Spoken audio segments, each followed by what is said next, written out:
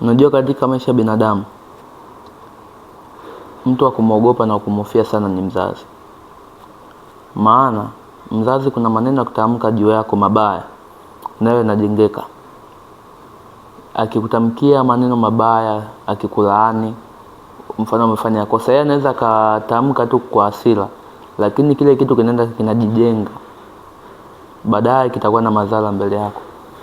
Kwa hiyo nakushauri, jitahidi sana kama bado upo na wazazi wako, usimkele mzazi wako, na pia kuwa makini sana, na pia kuwa na uharaka sana kuomba msamaha pale unapokosea. Maana utaweza kujikuta ukapata laana kubwa bila kujua. Mzazi wako anaweza kukuambia, bwana wewe hutofanikiwa katika maisha yako. Wewe ukachukulia kitu ni simple kabisa, lakini kumbe baadaye utakuwa unafanya mambo yako na shangaa yaendi. Kumbe mzazi wako alishakutamkia laana. Hivyo basi, ishi vizuri na wazazi, kuwa makini na maneno mbalimbali.